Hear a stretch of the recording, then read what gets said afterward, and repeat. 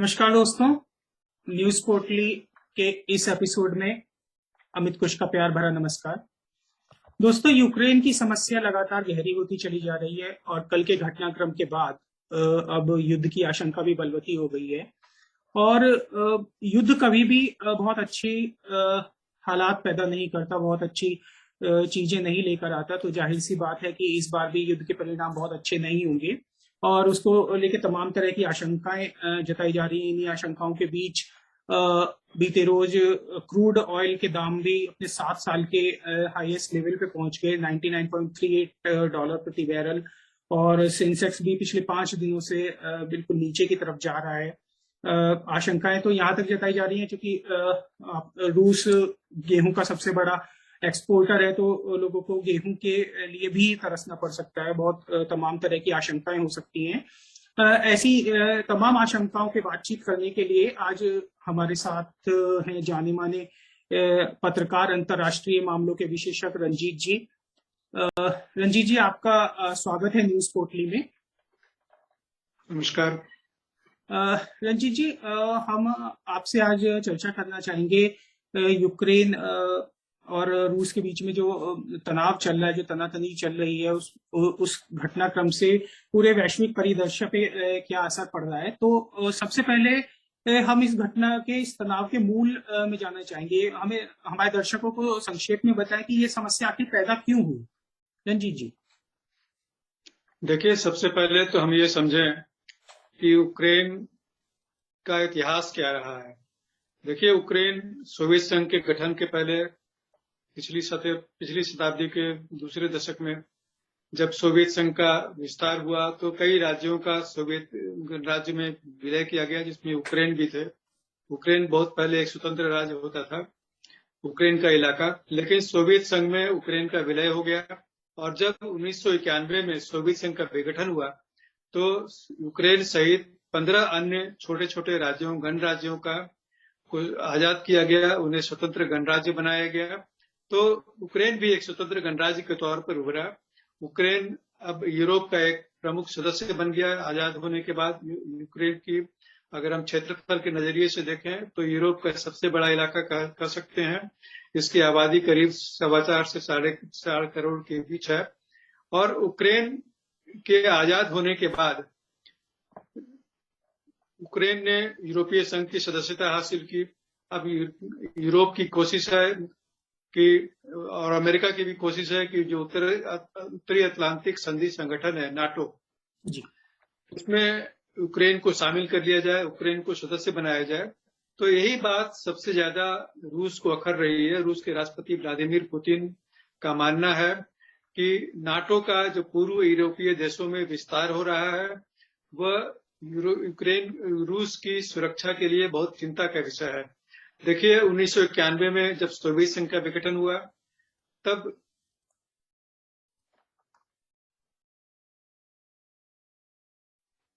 Soviet संघ की अगुवाई वाले जो उत्तरी अटलांटिक संगठन है, सोवियत संघ की अगुवाई वाले जो वार्सा पैक्ट संधि सैन्य संगठन थे, सोवियत संघ ने, रूस ने सोवियत संघ में के बदलाव होने के बाद रूसी महासंघ ने वार्सा पैक्ट का विघटन कर दिया, डिजॉल्व कर दिया। और यह सहमति बनी कि जो नाटो सैन्य संगठन है, हालांकि शीत युद्ध के समाप्ति के बाद नाटो का भी विघटन कर देना चाहिए था, लेकिन नाटो के सदस्य देशों ने ऐसा नहीं किया। इसी वजह से रूसी नेतृत्व ने नाटो के नेतृत्व से यह भरोसा हासिल किया कि नाटो का विस्तार जो है उन पूर्व यूरोपीय देशों में नहीं करेंगे जो वार्सा पैक्ट के सदस्य रहे हैं, वार्सा पैक्ट संधि संगठन के सदस्य रहे हैं। लेकिन नाटो ने इस सहमति का उल्लंघन किया और उन पूर्व यूरोपीय देशों में अपनी सेनाएं तैनात की, जहां पर पहले वार्सा पैक्ट के देश होते थे, वार्सा पैक्ट के सदस्य देशों की सेनाएं होती थी। तो अब उनके बदले नाटो की सेनाएं तैनात होने लगी। और न केवल यही, बल्कि जो रूस की सीमा से लगे पोलैंड का इलाका है, वहां पर नाटो के देशों ने, अमेरिकी अगुवाई में नाटो के देशों ने लंबी दूरी की मिसाइलें तैनात की, एंटी मिसाइल डिफेंस सिस्टम तैयार किया, तैनाती की। और इसके साथ ही यूक्रेन को नाटो का सदस्य बनाने की कोशिश शुरू हो गई। सोवियत संघ, जो रूसी राजनीतिक नेतृत्व है, उसने इसका तीव्र प्रतिरोध किया और नाटो के सदस्य देशों से कहा, अमेरिका से कहा कि रूस की सुरक्षा चिंताओं के मद्देनजर नाटो का विस्तार रूस की सीमाओं तक नहीं करें। लेकिन अमेरिका की जो रणनीति थी कि रूस की सामरिक घेराबंदी की जाए, और रूस की सामरिक घेराबंदी की छुपी रणनीति के तहत ही रूस की सीमाओं से लगे जो पूर्व यूरोपीय देश थे, वहां पर अपनी सेनाएं और बड़ी घातक शस्त्र प्रणालियों की तैनाती शुरू की। तो रूस को अखरने लगा और तब से रूस इसका लगातार विरोध करता आ रहा है कि जो आपसी सहमति की जो भावना थी उसको तोड़ा, अमेरिका ने तोड़ा, नाटो ने तोड़ा और रूस पर दबाव बढ़ा दिया। तो इसी वजह से रूस ने इसका विरोध करना शुरू किया और यह कहना शुरू किया कि जो रूस के जो सोवियत संघ के जो पुराने गणराज्य थे जो आजाद हो चुके हैं, वे रूस के राजनीतिक प्रभाव क्षेत्र में रहने चाहिए, क्योंकि वो रूस के स्वाभाविक साथी माने जा सकते हैं। लेकिन अमेरिका और यूरोपीय देशों की कोशिश थी कि इन देशों को अपनी ओर खींचे। तो इसी खींचाकशी के बीच, रस्साकशी के बीच रूस और अमेरिका के बीच तनाव बढ़ता गया। इस बीच जो यूक्रेन में जो राजनीतिक नेतृत्व था, शुरू में रूस समर्थक था और एक स्वतंत्र विदेश नीति पर चल रहा था, लेकिन जो वहां पर राजनीतिक नेतृत्व बदला गया और वो अमेरिका समर्थक हो गया, नाटो समर्थक हो गया। तो रूस की चिंताएं और बढ़ने लगी, क्योंकि उसकी सीमाओं पर एक रूस विरोधी देश अगर हो तो स्वाभाविक तौर पर उसकी चिंताएं बढ़ जाएंगी। तो रूस ने 2014 में सबसे पहले क्राइमिया का इलाका जो है यूक्रेन का, जो क्राइमिया पेनिनसुला जिसे कहते हैं, उस पर रूस ने कब्जा किया। और उसी दौरान जो यूक्रेन का जो डोनबास इलाका है, लुहान्स्क और डोनेट्स्क, वहां पर जो रूसी बहुल इलाके हैं, वहां पर विद्रोह भड़काने की कार्रवाई शुरू की और दो स्वतंत्र गणराज्य 2015 में डोनेट्स्क और लुहान्स्क इलाके में स्थापित हो गए और उन्हें रूस हर तरह की मदद देता रहा। और आज जब रूस ने अपनी सेनाएं यूरोप की यूक्रेन की सीमा पर तैनात कर दी है और अमेरिका और रूस के बीच तनातनी काफी बढ़ गई है, रूस ने यह अहम कदम उठाया है, उकसाने वाला कदम उठाया है, मैं कह सकता हूं कि जो यूक्रेन के जो दोनों प्रांतीय इलाके हैं, उन्हें एक स्वतंत्र देश के तौर पर मान्यता दे करके वहां पर अपनी सेनाएं भेज दी है। उन सेनाओं को रूस शांति रक्षक सेना कहता है, लेकिन शांति रक्षक सेना वाकई में, वास्तव में उन दोनों इलाकों पर कब्जा करने के लिए है। तो यही एक विवाद का जो दोनों पक्षों के बीच मसला है वो चला आ रहा है और रूस की इस कार्रवाई से विवाद और गहरा हो गया है। अमेरिका के सामने एक बड़ी चुनौती पेश हो गई है कि रूस की इस कार्रवाई को कैसे निरस्त करें। जी रणजीत जी, आपने धन्यवाद, बहुत विस्तार से हमें बताया। तो जैसा कि आपने कहा कि दो प्रांतों को रूस ने मान्यता दी है, तो उसका इसके पीछे मेन मकसद क्या है? उसको क्या ये लगता है कि नाटो विरोध में ये दोनों प्रांत अब उसकी मदद करेंगे और यूक्रेन को पीछे धकेला जा सकेगा? देखिए, रूस की रणनीति बहुत ही छिपी हुई थी। जब वो सेनाएं अपनी तैनात कर रहा था यूक्रेन की सीमा पर, तब उसने इस बात का कोई आभास नहीं दिया कि इन दोनों विद्रोही राज्यों को वो स्वतंत्र देश के तौर पर मान्यता दे करके उन्हें सैनिक मदद देगा। लेकिन जब रूस की सेनाएं यूक्रेन की सीमा पर 1,75,000 से अधिक संख्या में तैनात हो चुकी, भारी संख्या में टैंकों और तोपों की तैनाती की गई और लड़ाकू विमानों की तैनाती की गई पीछे के इलाके में, तो एक शक्ति हासिल करके रूस ने अमेरिका पर, नाटो के देशों पर दबाव बनाया और उन्हें इस बात के लिए चिंतित किया कि शायद रूस यूक्रेन के इलाके पर हमला करने वाला है। लेकिन रूस ने यूक्रेन के इलाके पर हमला करने के बदले जो यूक्रेन के जो दो विद्रोही प्रांत हैं, डोनेट्स्क और लुहान्स्क, उन्हें एक स्वतंत्र राज्य के तौर पर मान्यता दे दिया।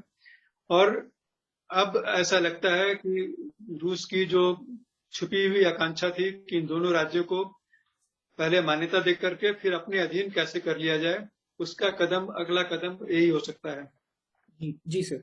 सर, इस पूरे विवाद में हमें भारत का रुख क्या है? जैसे अभी राजनाथ सिंह जी ने भी कहा और संयुक्त राष्ट्र में भारत ने कहा कि एक कूटनीतिक बातचीत के जरिए को अपनाना चाहिए। तो भारत का इसमें आधिकारिक रुख क्या है इस विवाद को लेकर? देखिए, भारत एक स्वतंत्र रुख अपनाता रहा है। भारत ने इस मसले पर चिंता जाहिर की है, लेकिन मसले के हल के लिए दोनों पक्षों के बीच राजनयिक समाधान पर जोर दिया है।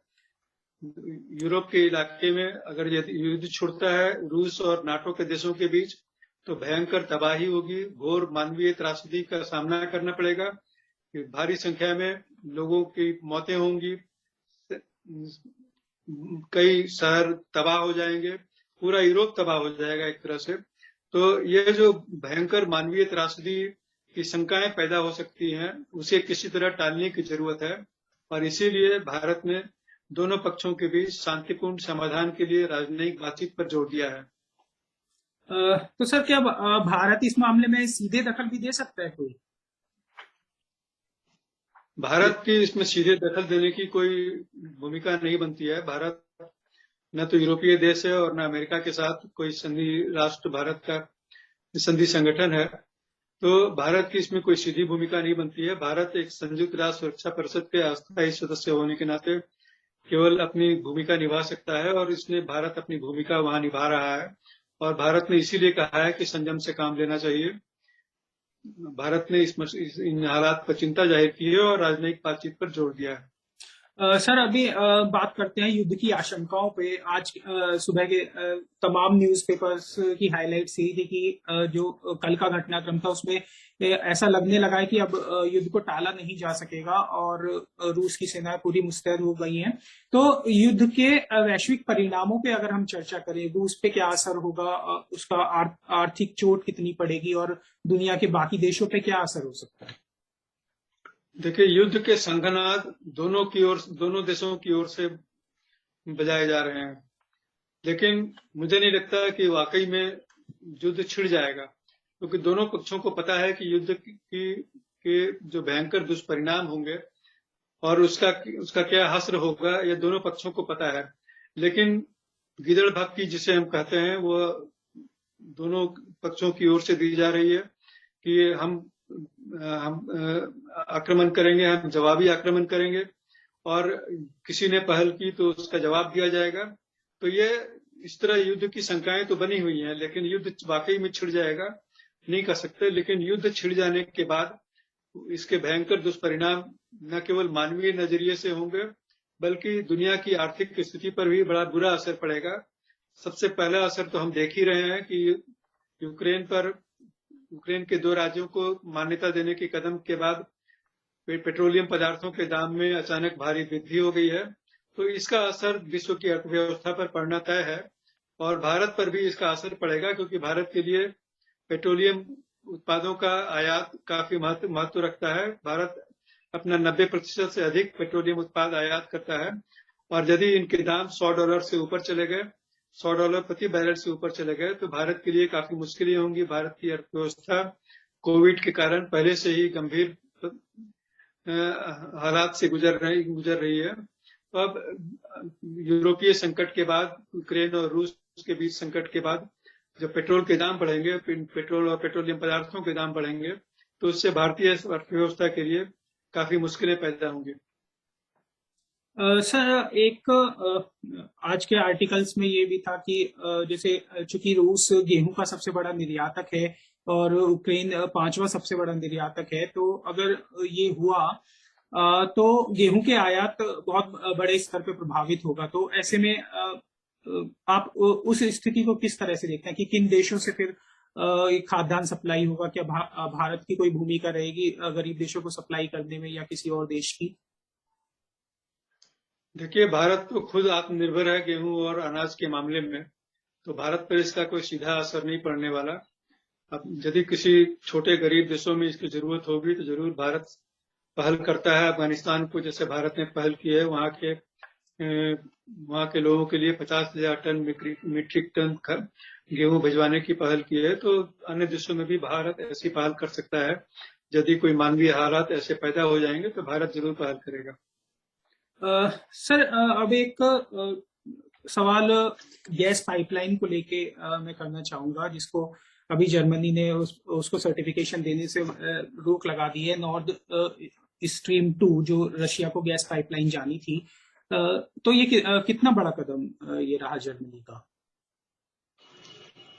देखिए, रूस अब तक यही मानकर चल रहा था कि नॉर्थ स्ट्रीम 2 पाइपलाइन के जरिए जो गैस जर्मनी को सप्लाई होनी है, उस पर जर्मनी की निर्भरता इतनी अधिक हो गई है कि जर्मनी रूस के खिलाफ कभी नहीं बोल सकता। लेकिन रूस ने यूक्रेन के खिलाफ जो कार्रवाई की है, उसके खिलाफ जो एकजुटता नाटो देशों ने दिखाई है, अमेरिका ने दिखाई है, तो सभी ने एक समन्वित कदम उठाते हुए रूस की इस पाइपलाइन को बंद करने का फैसला किया है। खास करके जर्मनी ने एक बहुत बड़ा त्याग किया है, क्योंकि जर्मनी की अर्थव्यवस्था पर इसका सबसे प्रतिकूल असर पड़ेगा। जर्मनी में गैस की सप्लाई बाधित होगी और जर्मनी की जो गैस की जरूरतें हैं वो किसी और देश से करनी पड़ेंगी। तो जर्मनी की अर्थव्यवस्था के लिए काफी महंगी साबित होगी। ऊर्जा की सप्लाई, ऊर्जा सुरक्षा जर्मनी की प्रभावित होगी। तो स्वाभाविक है कि जर्मनी की अर्थव्यवस्था पर चोट पहुंचेगी। और जर्मनी यूरोप की सबसे बड़ी अर्थव्यवस्था है, तो यूरोप की अर्थव्यवस्था भी इससे डगमगाएगी और न केवल यूरोप बल्कि सारी दुनिया इससे प्रभावित होगी। तो सर, क्या जिस तरह से अभी सैंक्शंस होने लगे हैं रूस के खिलाफ तमाम यूरोपीय देशों के, और वो अपने हितों की भी चिंता नहीं कर रहे हैं, तो क्या ये कहा जा सकता है कि इससे पश्चिमी देशों का गुस्सा एकदम से खुल के सामने आ गया है रूस के खिलाफ? देखिए, पश्चिमी देश हद से हद यही कर सकते थे कि रूस पर आर्थिक प्रतिबंध लगाएं, रूस की बैंकिंग प्रणालियों पर रोक लगाएं, रूस के बैंकों से जो बाकी दुनिया में वित्तीय आदान प्रदान होता है, उसकी जो स्विफ्ट प्रणाली है उसे बाधित कर दें, तो रूस के लिए अंतर्राष्ट्रीय व्यापार करना मुश्किल हो जाएगा। ये एक जरूर रूस के लिए समस्या पैदा हो रही है। रूस की जो औद्योगिक संस्थाएं हैं, औद्योगिक एजेंसियां हैं और बड़ी बड़ी जो औद्योगिक कल कारखाने हैं रूस के, वे बाकी दुनिया के साथ लेन देन नहीं कर पाएंगे। तो रूस की अर्थव्यवस्था पर जरूर इसका असर पड़ेगा। तो क्या इस तरह बैंकिंग का या कोई वित्तीय लेन देन भारत का भी रूस के साथ प्रभावित होगा, जैसे हथियारों की सप्लाई या कुछ किसी तरह के सौदे पे कोई असर पड़ेगा भारत पर भी? देखिए, अंतर्राष्ट्रीय जो वित्तीय लेन देन होता है अमेरिकी स्विफ्ट प्रणाली के तहत होता है, और अमेरिकी प्रशासन द्वारा यदि स्विफ्ट प्रणाली में बाधा पैदा की जाए तो भारत रूस को अमेरिकी डॉलर में या अंतर्राष्ट्रीय मुद्रा में भुगतान नहीं कर पाएगा। तो ऐसी स्थिति में भारत और रूस के बीच जो व्यापारिक आदान प्रदान होता है, खास करके रक्षा सामान का जो आदान प्रदान होता है, उसका भुगतान करना मुश्किल हो जाएगा। लेकिन भारत के लिए और रूस के सामने यह विकल्प है कि भारतीय रुपए में और रूसी रूबल के बीच सीधा आदान प्रदान भी हो सकता है, तो यह विकल्प अपनाया जा सकता है। जी जी। तो रंजीत जी, आपका बहुत बहुत धन्यवाद। आपने यूक्रेन संकट पे बहुत हमें विस्तार से उसकी जानकारी दी कि उस भारत की क्या भूमिका है और भारत पे क्या असर हो सकता है, पूरी दुनिया पे क्या असर हो सकता है। मैं न्यूज़ पोर्टली के सभी दर्शकों की ओर से आपका बहुत बहुत धन्यवाद करता हूँ।